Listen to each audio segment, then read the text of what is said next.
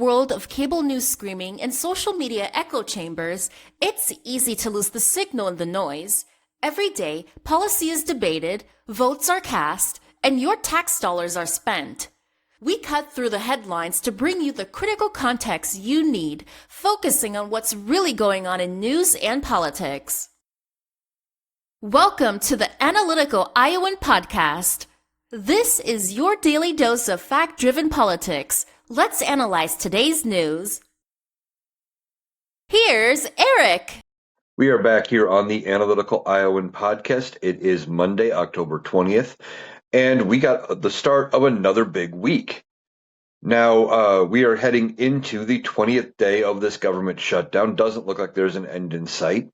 Neither side is really negotiating. Democrats have said, here's what we want. Republicans said no, and that's the extent of it. They keep bringing up the same bill. There's going to be another vote today in the Senate, I believe, for the 11th time to pass the House Clean CR and try to fund the government. But I don't think that's any closer to getting passed. Now, what is the shutdown fight over? Well, it's about, in part, the Affordable Care Act subsidies, the things that are helping to keep health insurance affordable for millions of Americans. This is not new spending. This is continuing spending that was already established and just trying to keep it going for a while. Now, Democrats have said, well, you could give tax breaks to the rich and corporations, et cetera, and make them permanent. We can do the same for these subsidies. Republicans are saying, well, we can't do that.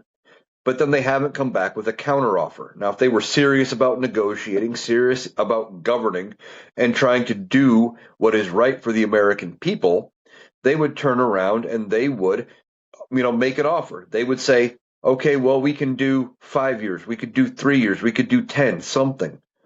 But they're just saying, nope, we can't do it, too expensive, and moving on. They don't want to attempt to do anything. Now, some Republicans, like Marjorie Taylor Greene, is saying we need to do something about the Affordable Care Act subsidies because people's health care is going to go up. But they're just stopping just short of saying that it should be tied to this government funding fight in trying to reopen the government. The Republican talking point is, let's open the government first, and then we talk about it. Here's the problem. Back in March, the Republicans said the same thing. Fund the government now. We'll talk about the subsidies later. Later's here, and it's not getting any better. Later is here. There's not much left in the year. Those subsidies expire at the end of the year. When do Republicans want to have those discussions? Do they want to do it now? Do they want to do it at the end of the year? Do they want to wait till March?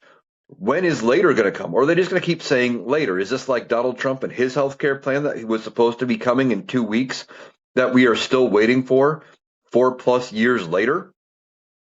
I don't know. But they said they want to talk about it later. Let's open the government. Well, no, Democrats are saying, no, we don't trust you anymore. You've burned us. So why would we agree with you anymore? Now, you're going to have Republican and MAGAs coming at you and saying, well, Republicans have always passed clean CRs under Democrats. Why wouldn't they do the same? Why won't Democrats do the same? Well, here's the difference. All right. Between the last CR in March and this one right now, the Republicans passed the One Big Beautiful Bill.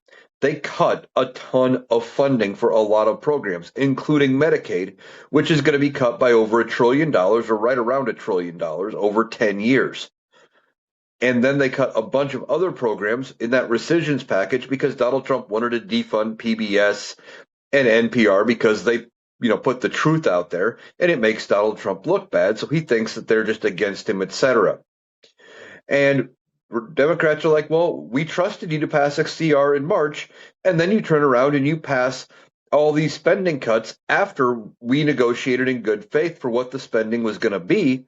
Why would we trust you? And Republicans don't understand that. You can't keep dealing with people that way and expect them to treat you favorably. But that's where we're at here. There is no movement. There is no negotiations. If they were serious, they'd be having negotiations. They'd be making offers back and forth. They're not doing that. Speaker of the House, Mike Johnson, is still keeping the House of Representatives out of session because They don't want to bring them back in because once they're there, he's got to swear in Representative Grijalva, and we'll talk about that in a minute. But they don't want to even negotiate. If they were serious, they'd be there. This whole funding fight, how does it end? I don't know. Now, there may be more willingness to negotiate from the Republican Party after this past weekend with the No Kings protest, where you had 7 to 10 million people out protesting this government, protesting how they're allowing Donald Trump to do all these things that hurt the American people and get away with doing all of the things that he has done so far, even though the courts are stepping in a lot of cases and saying, no, that's unconstitutional. No, that's unconstitutional. Can't do this. Can't do that. The courts are the only ones really holding Donald Trump accountable right now. And the fact that that many people were out on one weekend, all protesting, and it was all peaceful, may change the Republicans' tune about being willing to negotiate here because they may see the tide starting to turn. Now, I don't know if that'll be enough for them to turn away from Donald Trump in their entirety, but I've been saying for a while that I think they're having discussions behind closed doors, not with Donald Trump, but with themselves about what to do about their Donald Trump problem. The simple fact is they are going to be pushing themselves up against it to even hope to get reelected right now. I think as it sits, there's a good chance Democrats take the House by 40 seats, maybe 50. With the economy being where it's at, with everything this administration is doing, I just don't know how that they can expect to gain ground in the midterms. And Republicans may be left with no choice but to walk away from Donald Trump. But they haven't decided to do that yet. Now, this No Kings, the mass protest, may have them starting to question whether or not the time is right for them to walk away from Donald Trump. Because even the Trump counter protests, the few that I saw with the No Kings protest, like one was one dude standing there holding a banner or a Trump flag. Like they didn't show up. You didn't have the Proud Boys and the Oath Keepers showing up to counter protest like you would see in the past. They just pretty much stayed out of it. And, we had a peaceful protest over the weekend with nothing really eventful happening as far as no one was arrested, no rioting, no looting, no violence. I know the right was really hoping that there'd be violence so it would justify what they were trying to say about the protest. Mike Johnson was trying to characterize it as a hating America protest, and it was going to be nothing but violent and pro Hamas and everything, and it really wasn't. It was just people out together, all saying the same thing. We're sick and tired of all the bullshit going on, and you guys need to do something about it. Now, ultimately, is this going to solve anything? As MAGA is going to point out, did it solve anything? No, not immediately. It's sending a message, sure. And that's part of the point is we need to let them know exactly how we feel. The other thing is we've never had a king.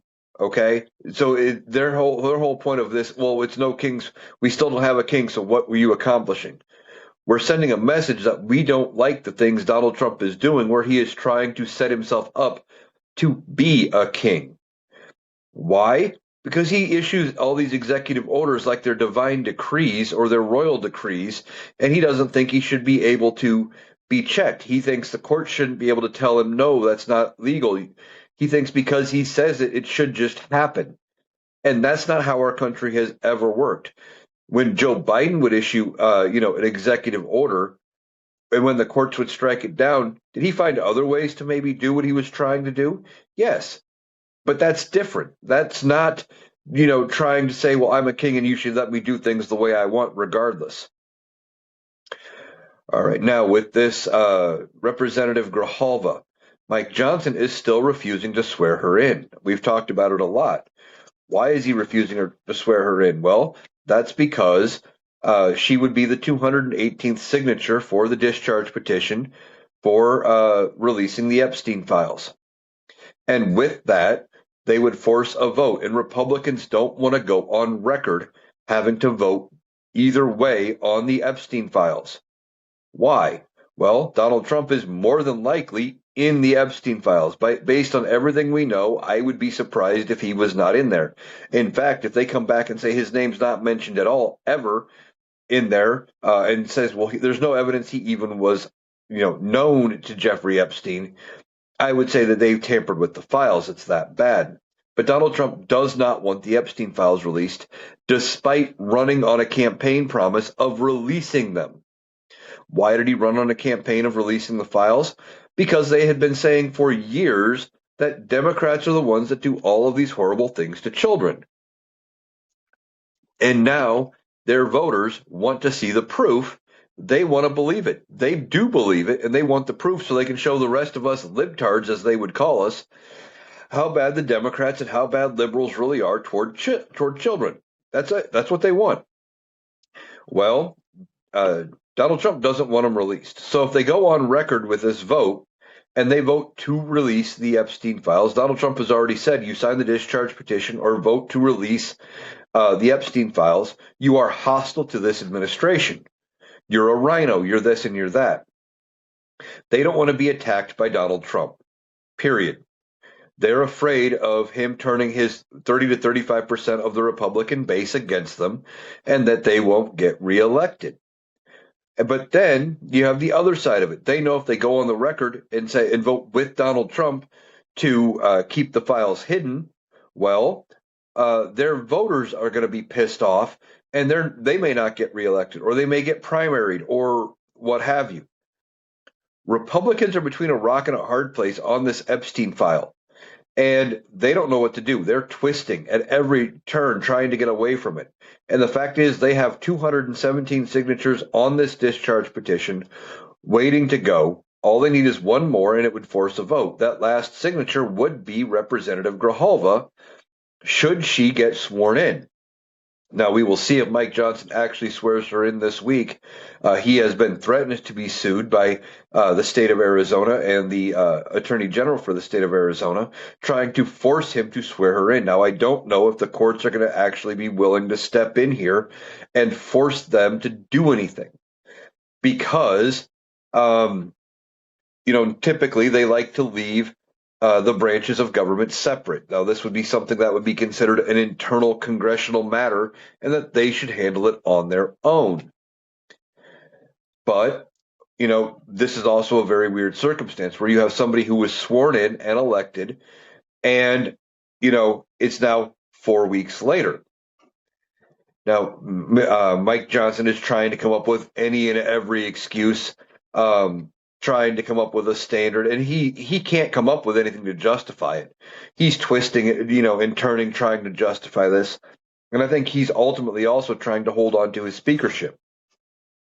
And I've talked about it before, but I think the reason he's so scared is that he knows, depending on what happens with this government shutdown and depending on what happens with the Epstein files, both may lead to him not being Speaker of the House anymore. Because if he votes to release the Epstein files, where they hold the vote and it passes the House, Donald Trump is going to be pissed. Now, it still would have to go through the Senate, but Donald Trump is going to be pissed at Mike Johnson for not burying it. Donald Trump wants to move on from the Epstein files because his ego knows that being connected to Epstein is bad for Donald Trump, and it's not popular right now. Now, back in the 90s and early 2000s, being connected to Epstein when he was known as a finance guy was the thing to do. So, of course, Donald Trump had been buddy-buddied with Epstein because he was, a big-time player in the finance world, or at least that was their cover story. Well, he wants Mike Johnson to just bury this thing in the House of Representatives. So, what happens? Well, if it comes up for a vote and it passes, Donald Trump is probably going to call somebody in Congress, one of the MAGA representatives that are, blindly loyal to him, and say, get rid of Mike Johnson. And it only takes like 5 members of the Republican House of Representatives to call for a vote of no confidence where they can vote out the speaker. And then it would take like those same 5 with all Democrats, and Mike Johnson would be gone. Democrats have no reason to save Mike Johnson this time at all. None. In part because of this government shutdown, we've talked about all of the things where Republicans are not negotiating in good faith. Uh, they turned around, passed the rescissions package and the one big beautiful bill, cutting a bunch of spending after negotiating supposedly in good faith back in March.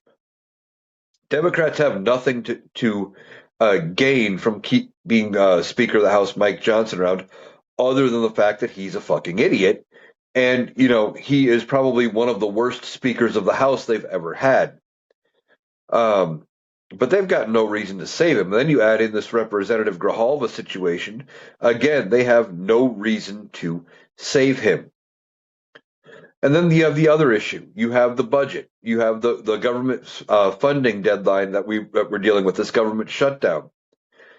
If in funding the government, if the Republicans cave and give to Democrats at all, Donald Trump is going to view that as a loss because he doesn't like giving in and getting any concessions unless they can spin it in a way to make it look like Donald Trump is a genius and he is a savior here. He's not going to be happy with it. So again, just like with the Epstein files, what are they going to do? Well, if they have to cave and give the Democrats, Donald Trump is going to call up somebody in Congress, one of the Republicans that's loyal to him, and say, "Look, I'm not happy that you guys caved to Democrats. Get rid of Mike Johnson." And again, he could be out the door. And then not only that, but there is a very real possibility that with the new speaker, they may do to him what they did to George Santos. Remember that creepy fucker who got voted in, and then you almost immediately you found out he was lying to donors, and there was a whole bunch of fraud going on with all of that, and they ended up voting him out of Congress. Now, Mike Johnson has said after Donald Trump uh, pardoned George Santos, Mike Johnson has said, well, if he gets elected for the House again, I'd welcome him back into the chamber. Really? You'd welcome him back into the House of Representatives after you guys had to vote to expel him. Now, Mike Johnson wasn't one of the ones that voted to expel him, but still, not the point.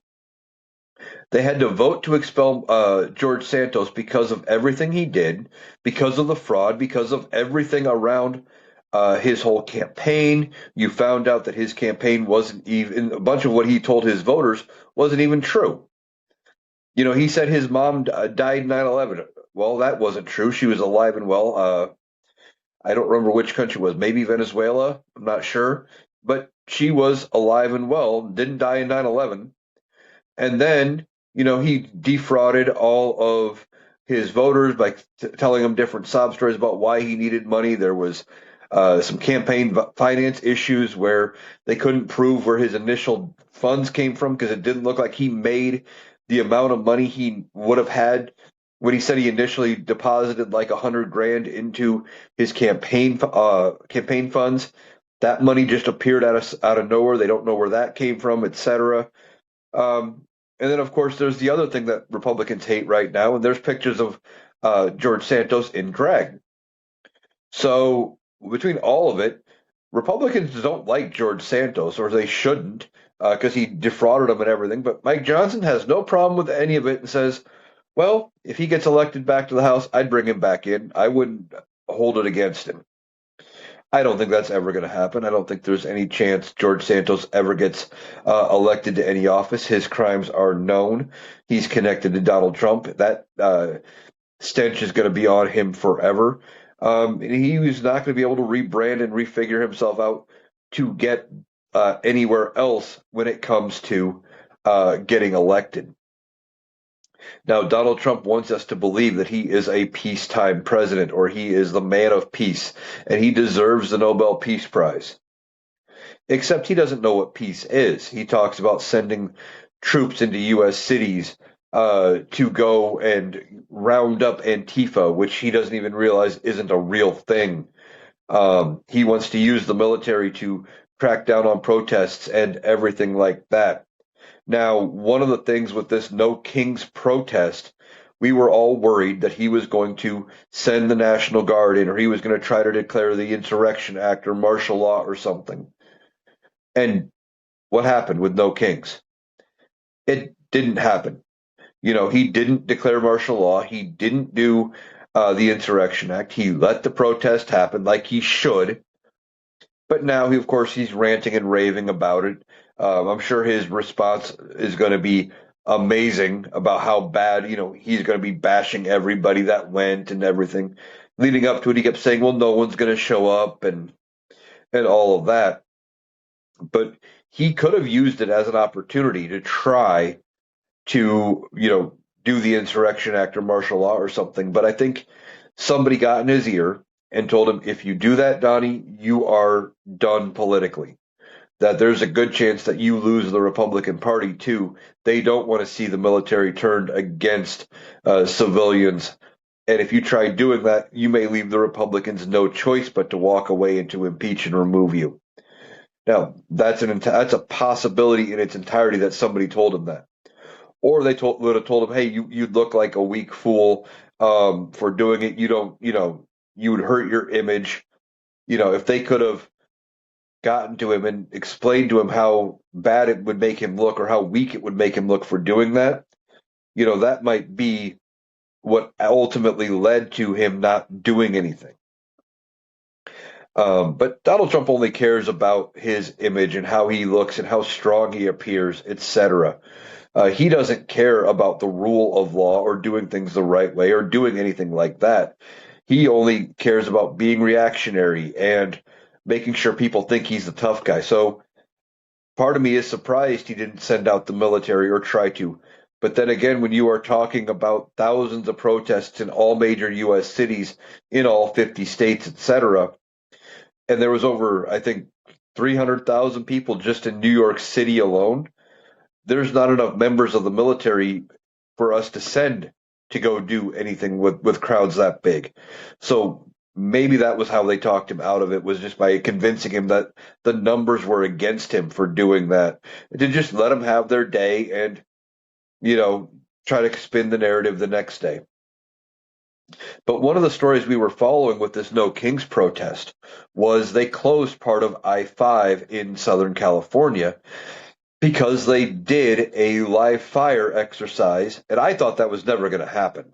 But they did a live fire exercise, and I've heard both ways. I still don't know which way they did the live fire, if it was from ships into Camp Pendleton or from Camp Pendleton out. But either way, they were firing live munitions over, you know, occupied area or, populated area. And this whole thing was a dumb idea, but given this current administration, I'm not surprised they came up with it. But now we're finding out that, I said there was no damage and it ended up being just fine. Well, turns out I was wrong. Now we're hearing stories that shrapnel from what they were firing landed and hit one of the vehicles in the vice presidential motorcade. And sounds like there was no real damage other than some damage to the vehicle and stuff. But the simple fact of the matter is, one of the vehicles in the VP's motorcade got hit with shrapnel while they were doing this event that never needed to happen. There was no reason for them to do live fire exercises over I-5 in California other than this attempt to appear tough and strong. And it was their attempt to, scare people into not coming out for No Kings or to stay home, or that, well, if you're going to get violent, look at the military superiority that we have, etc. I think that was more of what was going on with that. Like I said, sounds like there were no injuries or nothing like that when it came to this incident, but it could have been completely avoided. And, I've seen people joking around that this was the second attempt by Donald Trump to go take out his own VP. Then the first attempt would have been during January 6th when the Trump supporters that stormed the Capitol were chanting, "Hang Mike Pence." They had built a gallows and they were going out and they were out for blood when it came to Mike Pence because they thought he had been disloyal to Donald Trump. Now, I don't think it's quite nearly that bad when it comes to MAGA and J.D. Vance, but he's not really well liked when it comes to MAGA either. And I don't know if they would be upset or not if something would have actually happened to him. But again, this whole thing didn't need to happen because Who in their right minds thinks live fire over populated areas in peacetime for no reason is a good thing other than to show force? You couldn't make this up if you were trying to script it as a Hollywood movie. Nobody would believe it. So Donald Trump was on Fox News with Maria Bartiromo yesterday, and he was talking about his tariffs with China. And he said something that is absolutely true. He was talking about the tariffs with China when she was asking him about the 157% tariff, which is where it's currently sitting at right now. And he said it's unsustainable, but that's where we're at. And then he started backpedaling a little bit, saying, well, we got a good relationship with President Xi, and, we'll have to have negotiations. We're going to come to the best deal we possibly can. Except, wait a minute, Donnie. You told us months ago you had a deal with China. It was done. It was a foregone conclusion. All it was waiting for was the official signatures. Now, if that was true, you'd already broke that deal by putting on that 100% tariff. But now you're saying you still got a negotiator deal? Which is it? Is there a deal? Isn't there a deal? But you're right, 157% tariffs are unsustainable. You can't keep putting on 157% tariffs across the board and not drive up inflation. You have a bunch of problems with that. The example I like to give is if you have a $10 item right now with no tariffs on it, you put 157% tariff on it, that $10 item is now going to cost at the port where it would have cost you $10, it's now going to cost you $25.70 minimum. And then you take it through the supply chain beyond that, every place adds their markup. And now what you probably could have gotten for 15 is now probably going to be looking at closer to 30 to 35 minimum, all because of Donald Trump and his 157% tariffs. And that's because he threw that tariff on there as a reaction to China limiting rare earth minerals. But China is only limiting the rare earth minerals in reaction to Donald Trump and his tariffs. But see, Donald Trump doesn't care about why China's doing something. He thinks he should get away with throwing whatever tariffs he wants on China, and China shouldn't be able to retaliate. Again, he thinks it should work like divine or royal decrees, where he can just do whatever he wants. Other countries should just bow down and kiss the ring because he's Donald Trump, because he should get what he wants. And that's not how international trade and international diplomacy works. In fact, we don't even know if his tariffs are going to be fully legal after the Supreme Court gets done with them. Now, he is apparently talking about going to the Supreme Court for oral arguments when it comes to his tariffs. Now, why would he go to the Supreme Court for the oral arguments? No idea. Why? Because I don't even know if he'd be allowed to speak. But he may think that he should get a chance to address the Supreme Court because he doesn't care about norms or traditions, but he only wants what he wants.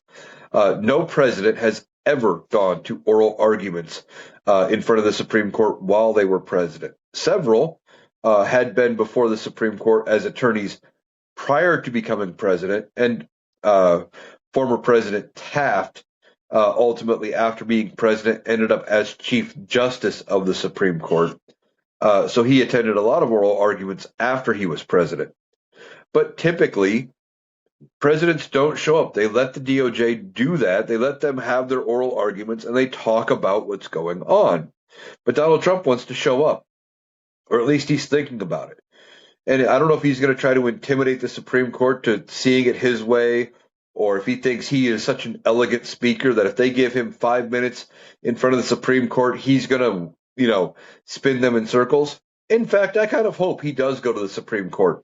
I kind of hope they do let him address the justices, because I've listened to oral arguments from the Supreme Court, not often, but I have, and they would eat him alive. Even his so-called friendly judges, like Amy Coney Barrett, would be potentially hitting him with hard questions and asking, well, why do you think you get to do this? where does it say in the law you get to impose tariffs? Tell me specifically in the statute why we should read it this way. He's not going to have answers for those tough questions. Depending on how hard they hit him, and I know some of the liberal leading justices would hit him with hard questions, including Ketanji Brown Jackson. And Donald Trump would not be prepared for those hard hitting questions. He would stand there looking stupid, trying to give a campaign rally speech during oral arguments, which isn't a thing you're allowed to do. You're supposed to stick to the topics, and they have very limited time frames for how long they allow each side to talk. He would get embarrassed, and ultimately, Donald Trump would make himself look stupid. So maybe it wouldn't be a bad thing if he went, so we have something else to make fun of him for. But when it comes to these tariffs, Donald Trump seems to think that he can just throw them on, do whatever he wants with them, and that they don't hurt the economy. Fact of the matter is, prices are rising. A lot of people are talking about how bad the economy is under Donald Trump, and it's not getting any better. Donald Trump is single-handedly wrecking this economy because he doesn't understand how it works. For somebody who was a businessman, you would think he would have a better understanding of what it takes to actually run the economy. You would think he would have a better understanding of what it takes to actually run the economy. Now, Donald Trump, for his part, was talking to Maria Bartiromo on Fox News, and he was talking about the Russia-Ukraine war.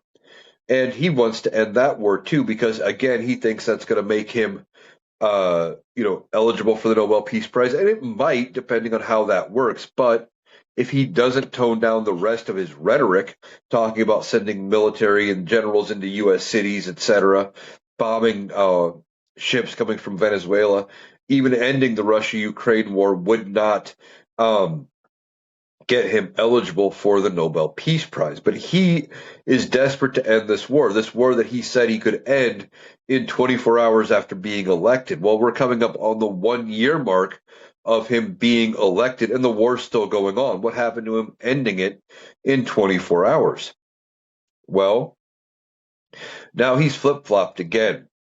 Just a few weeks ago, Donald Trump had been talking to Zelensky and came out and said Zelensky should fight like hell to keep all of the territory that Russia took.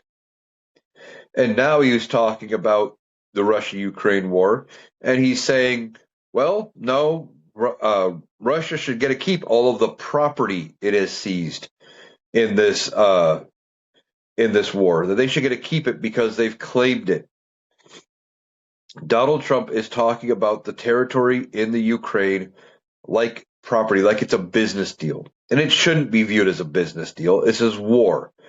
And Ukraine, by their constitution, is not allowed to sign any sort of treaty that would give up any land to Russia or anybody else for that matter. But Donald Trump, again, doesn't care about any of that. He just wants it to end to make it look like he is a peace president, trying to get a win, to manufacture something to make him look like he's doing a better job than he really is. And this whole idea that Ukraine should give up the property, as he put it, to Russia is stupid on its face. Now, it was the Budapest Memorandum that we signed with Ukraine and Russia, that we agreed if they gave up their nukes, we would always defend them. And we really haven't held up to that end of the bargain in this war. We've funded them, sure. We've given them lots of equipment and lots of funding. But beyond that, why aren't we there defending them? Now, I understand Joe Biden's position on it. When he was president, he didn't want to commit U.S. troops to a war with Russia. That would be, potentially leading to a world war, because then potentially NATO's involved in it. It could have been a bigger thing, and he was trying to keep it from escalating. I understand that. So we did the next best thing. We were supplying them. But since Joe Biden left office, we really haven't given them any more aid. Now, we have made some deals with NATO countries to sell them some equipment and things like that. And that stuff is going from NATO countries to Ukraine, so we're helping them indirectly. But Donald Trump hasn't passed an aid package for Ukraine. And now he is telling President Zelensky to just give up the territory, give up that property. That's not how that should work. Donald Trump, again, doesn't understand how international relations should work, and he's not putting enough pressure on Vladimir Putin because he is once again telling Zelensky just to give Putin whatever he wants. Donald Trump is a complacent idiot when it comes to all of this. He is allowing Russia to do almost whatever it wants, and that's going to end up coming back to bite us if we don't get Russia contained here. What happens if they do somehow succeed against Ukraine and take over all of the Ukraine? Do they stop? Now, some Putin apologists would say, "Oh yeah, that's all they're going for. They don't want to do any more." But what's to stop them from attempting to go into NATO countries like Poland, for example? They've already, put drones in Polish airspace. They've had planes, violate other airspace. They've had drones violate other airspace a couple times. Just waiting to see what NATO's reaction is going to be. I do think that, if Russia somehow wins against Ukraine, they're not stopping there. They're going to try to reform the old Soviet Union and start taking all of those countries back. And if they go into one of the NATO nations, then you have an Article 5 situation where an attack against one is an attack against all. And now we have to deal with a major conflict. And I don't know how Donald Trump is going to handle that. Would he honor our commitments to NATO? Or would he say, well, that's not really an American problem. We're staying out of it. And I could see it being the second one where he tries to stay out of it. And that might be something else where congressional Republicans turn on Donald Trump because there's at least a faction of them that are war hawkish. Remember what happened with Afghanistan and Iraq? They had just enough of a reason to go in and go to war again with Iraq, and they took advantage of it. Now, speaking of going to war, apparently they are working on a bipartisan measure in the Senate to block Donald Trump from using military against Venezuelan fishing boats or Venezuelan boats at all. Now, Donald Trump and this administration have now supposedly blown up, I think it was 5 or 6 boats, I think is the current tally, with no evidence of any sort of drug running. They have had no evidence that any of it is happening. They blow the boats up first, ask questions later. And now some members of Congress are trying to limit his ability to do this. Now, ultimately, they would need enough people to sign off on it from both chambers that it would pass around a veto, because I guarantee you, if they pass this measure and say, well, you can't use the military against Venezuela without congressional say-so, that he would never sign it. Donald Trump will never sign any law that would limit his own abilities or his own power. That's just not who he is. Donald Trump is all about himself and all about making sure and pushing those limits so he can use as much authority as he possibly can. He would never sign that. So they need to have enough people signing off on this resolution and voting for it to go around his veto. And I don't know where the current numbers are in that.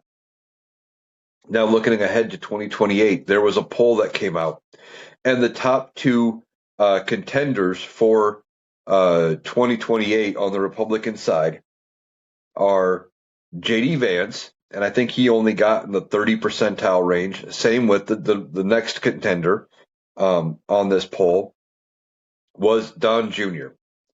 And realistically, if they run either of those two candidates in 2028, I really think if they run either of those two candidates in 2028, Democrats have a good chance of winning. Now, I don't expect Republicans to put forward any sort of a good candidate in 28. I think all reasonable Democrats, or all reasonable Republicans rather, are going to be waiting until at least 32. Why? Well, I think they don't want to have to run up against this administration. with as bad as everything is looking right now, with everything that this administration has done, with them being able to turn 7 to 10 million people against this administration to show up and protest on this No Kings protest over the weekend, that it is not going to be favorable to be a Republican right now. So I think they are going to wait and try to let a Democrat get back into office. So even if there is a Democrat in and things are getting better, that they can try to say, well, see, they didn't fix it fast enough. Let us back in. We can, I can fix it. I can fix everything. Here's the problem with that. Typically, Republicans fuck everything up. Democrats have to be the ones to come in and fix it. Look at what happened with George W. Bush. He puts us into a 20-year ending up being a 20-year war in Afghanistan, wrecks the economy, breaks the housing market. Obama comes in, took him 8 years, gets everything going on a great track.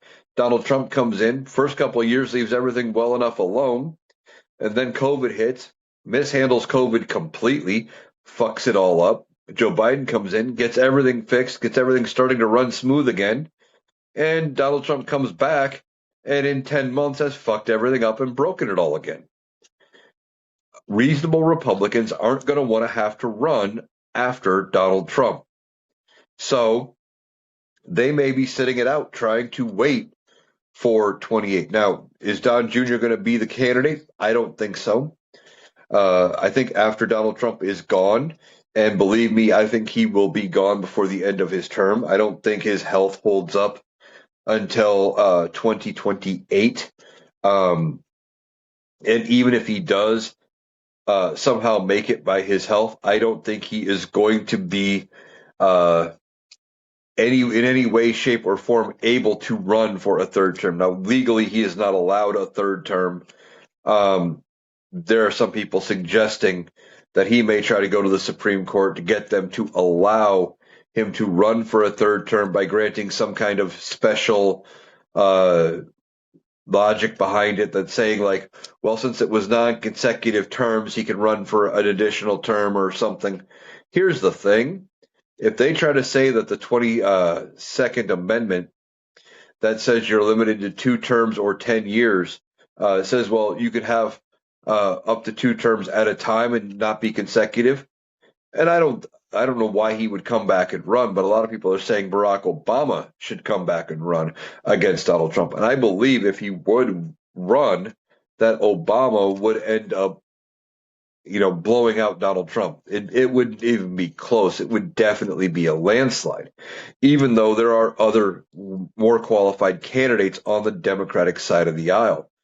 Um, when it comes to Democrats, they have tons of people. They've got Shapiro, who could run and be fine. You've got Gavin Newsom. You've got Kamala Harris, Gretchen Whitmer, Andy Beshear out of Kentucky, John Ossoff out of Georgia.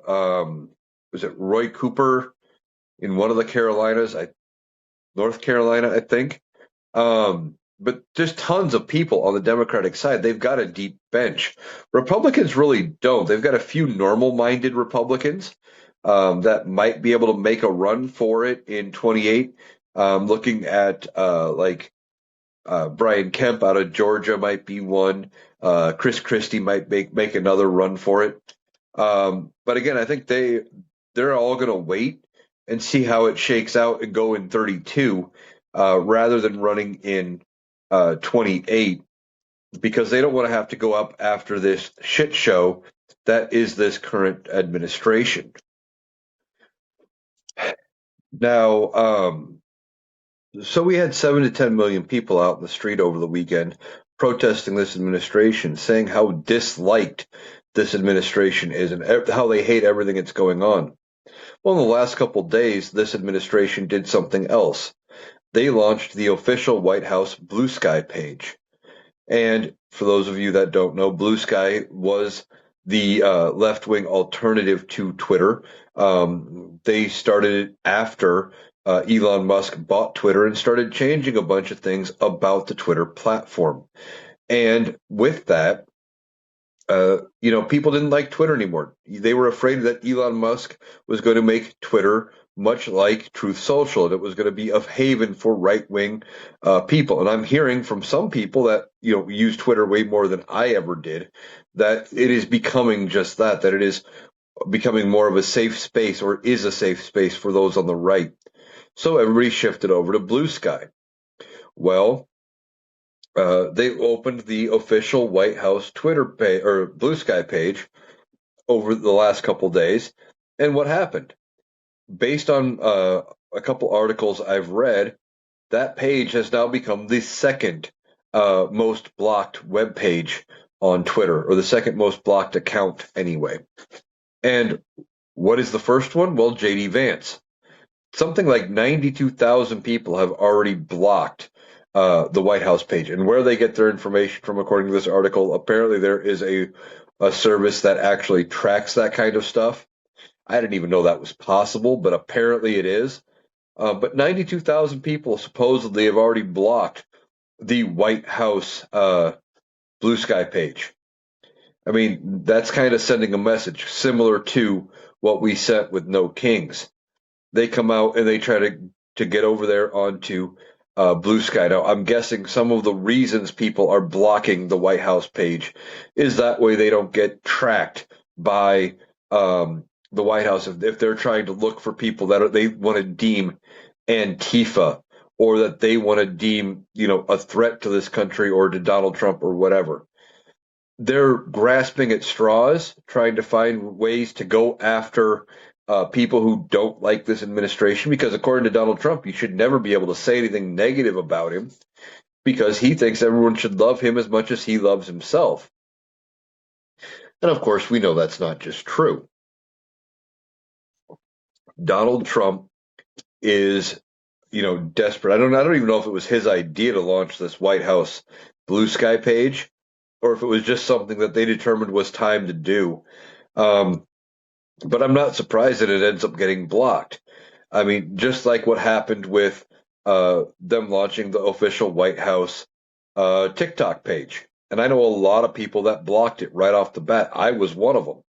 I found it, I blocked it, in part because I didn't want them stumbling across my content. Because from watching this podcast and seeing my TikToks, I'm not the most favorable of Donald Trump.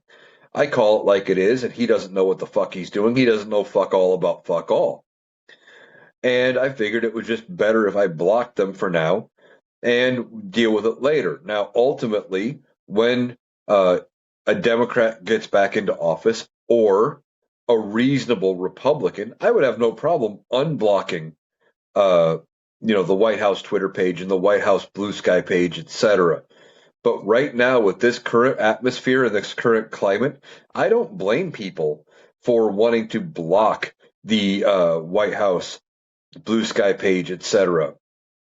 In fact, when they launched the White House Twitter page, or TikTok page rather, there was a couple of creators that I really liked that, while they weren't talking about things directly political, they were politically related, but they were keeping it mostly apolitical. They didn't talk about parties and this and that, and it wasn't until they were bragging up Donald Trump starting the White House TikTok page, etc., that I read, oh, they're MAGA, and I blocked them. And while I miss seeing some of this content from certain creators, I went, yeah, you know what? They're really not as friendly as I thought they were. So for at least right now, it is for the best. Now, you guys know from watching me here and on my TikToks and on the Rational Boomer, I don't engage with the trolls. Other people, other creators in their lives like to push them. I don't. I just block them and leave it there, because to me it is just better than to interact. They like to report your videos. They like to get your content taken down or try to get you banned off platforms because you hurt their little feelings by insulting their Lord and Savior, Donald Trump. A lot of these people have made Donald Trump their entire personality. And it is so bizarre that they are willing to make everything related to Donald Trump their whole thing, in part because they don't want to be wrong about the kind of person Donald Trump is. Now, ultimately, when Donald Trump is gone and he is out of politics, I think it's going to be like having Klan memorabilia, etc. Excuse me. It's going to end up just like having Klan memorabilia, etc., where it's going to end up in the back of a closet.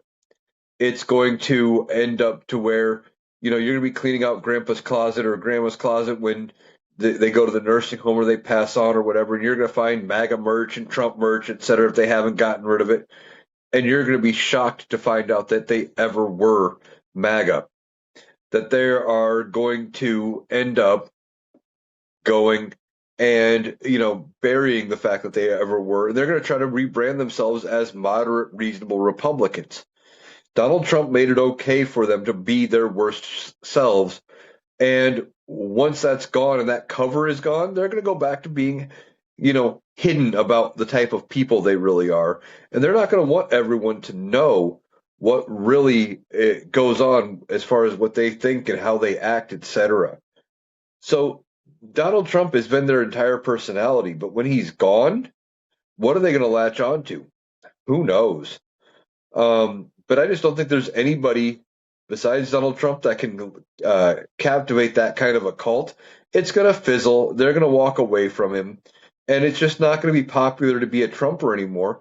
And most of their memorabilia is going to be put up. We're already kind of seeing that. I don't see near the Trump memorabilia out in my small town, or in any of the surrounding small towns when I have to go out and about.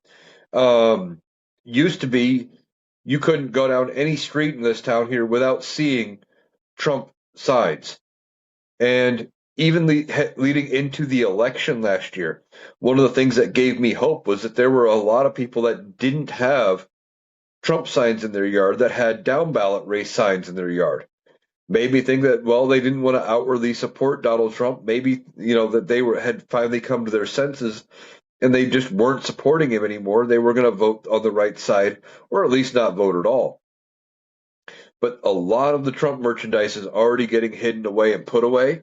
And I think ultimately, when Donald Trump is out of politics, um, I think that is going to be what happens. Is that it just people are going to hide the fact that they were ever supporters, and they're going to lie about it. They were going to lie about being one of his followers and one of his faithful.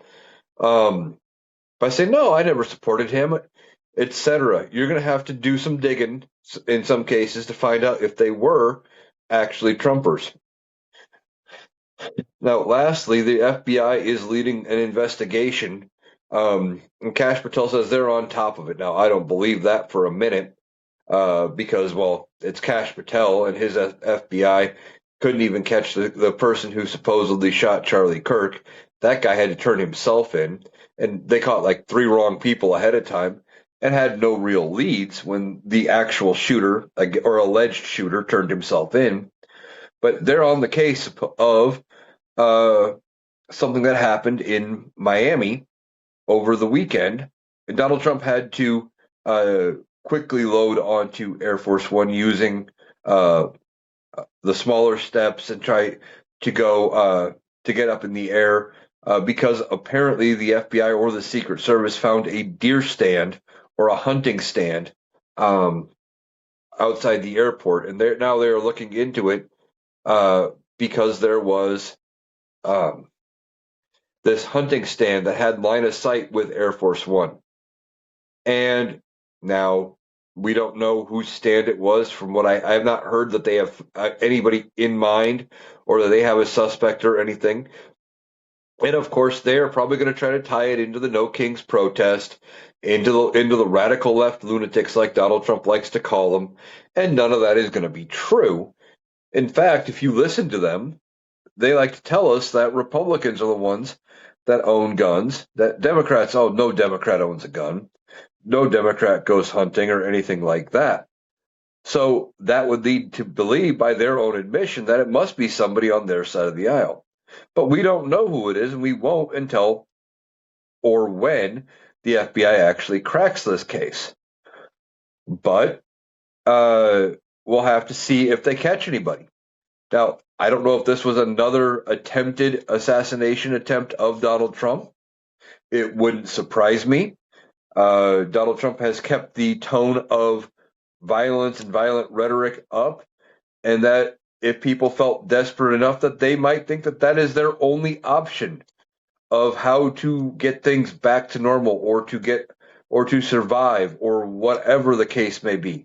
Again, we don't know why this hunting stand was found in the location it was found. Um, we'll have to see if they can even find a suspect. But this whole thing is a cause for concern. We should never have political violence in this country. I don't care if you disagree with Donald Trump. I don't care if you disagreed with Charlie Kirk or whoever. We don't need any sort of violence in this country like that. And Donald Trump is not going to be healthy enough to be around long term anyway. I don't know why you would make that attempt on Donald Trump and do something like that. I mean, we don't need him to become a martyr, and that's how they would treat him. He would be a martyr for the cause. It's just there's no reason for someone to take Donald Trump out like that or even attempt it. There's no need for political violence in this country. We can solve things the other ways. Look at what we did with the No Kings protest. We got 7 to 10 million people out in the street where we were protesting peacefully with no incidents, no criminal arrests, nothing like that. And the only real incident of anything dumb happening apparently was because of the shrapnel that happened because they decided it was a good idea to live fire over a busy interstate or over, Southern California in a populated area. So we don't need any political violence in this country. We can do things like protest, and then we can do the biggest thing of all, show up next November and vote in a democratically controlled House of Representatives so we can put some checks and balances back in against this administration, because it would be 2 years of nothing getting done in Congress because Donald Trump would have to have bipartisan support to get anything done. So none of his crazy extreme shit would get through. There would be tons of congressional hearings and investigations on everything that's going on. And ultimately, Donald Trump would be embarrassed by all of that. And that is the actual right solution to what is going on in this country when it comes to how we handle things politically. We don't need political violence, and we'll see if the FBI can actually figure out what was up with this hunting stand, and if it was actually an attempt at taking out the president or if it was just something else entirely. But that's all I've got for you today. I'll be back tomorrow with even more news stories as we get going in this week. We'll see if they come up to terms to open the government, and we'll see what Donald Trump's reaction is going to be with the No Kings and everything like that. I'll be back tomorrow with more stories for you. Have a good day.